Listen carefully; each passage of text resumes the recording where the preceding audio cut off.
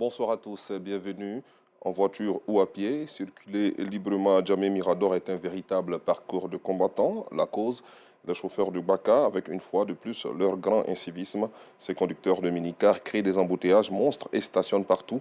À travers la rubrique Le carton rouge, la rédaction de RTI2 pointe du doigt les agissements négatifs de ces conducteurs.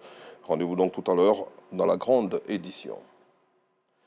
Et puis, c'est un véritable ouf de soulagement pour les habitants d'Adjamé Village suite à notre rubrique Carton rouge sur la pénurie d'eau après le passage des bulldozers pendant le déguerpissement. Ils ont désormais de l'eau potable dans leur robinet. Ils expriment leur satisfaction au micro de Georgette Ido Fofana. Après la diffusion de notre carton rouge adressé à la SODECI, Société de distribution d'eau en Côte d'Ivoire, sur la souffrance des populations d'Adjamé Village qui étaient obligées de s'alimenter en eau à partir d'un tuyau cassé de la dite société dans un environnement insalubre, les villageois sont désormais reconnectés au réseau d'adduction d'eau potable. Un ouf de soulagement pour elle. Quand il y a eu les casses, on n'avait pas d'eau, on recueillait l'eau à terre. Pour préparer aussi, c'était la même chose. Mais aujourd'hui, tout va bien. Merci beaucoup, on est satisfait. Nous, c'est un plaisir. Sinon, vraiment, c'est pas facile. Vu les événements, Dieu a fait grâce aujourd'hui. On a eu de l'eau. C'était très difficile. Parce qu'il fallait puiser l'eau. Là, vu le premier reportage, ça fait que moi, on a eu une situation quand même.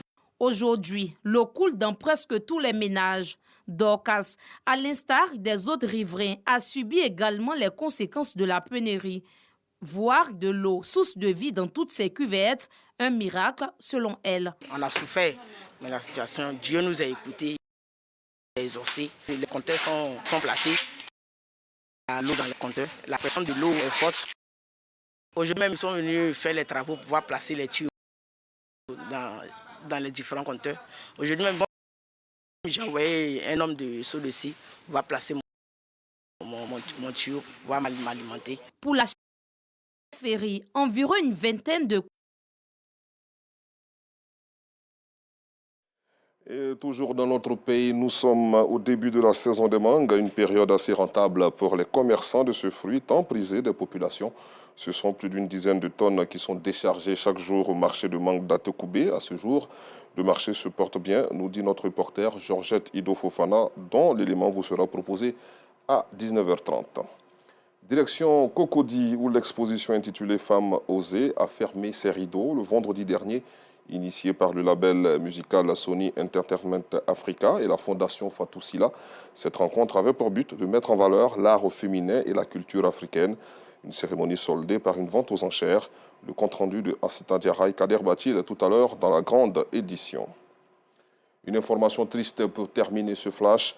Le diplomate Amara Essi est décédé dans la nuit d'hier à aujourd'hui à Abidjan, à l'âge de 81 ans. L'ancien ministre des Affaires étrangères était une figure emblématique de la diplomatie ivoirienne et africaine. Il a dirigé la diplomatie ivoirienne en qualité de ministre des Affaires étrangères pendant une décennie et a présidé l'Assemblée générale des Nations unies de septembre 1994 à septembre 1995.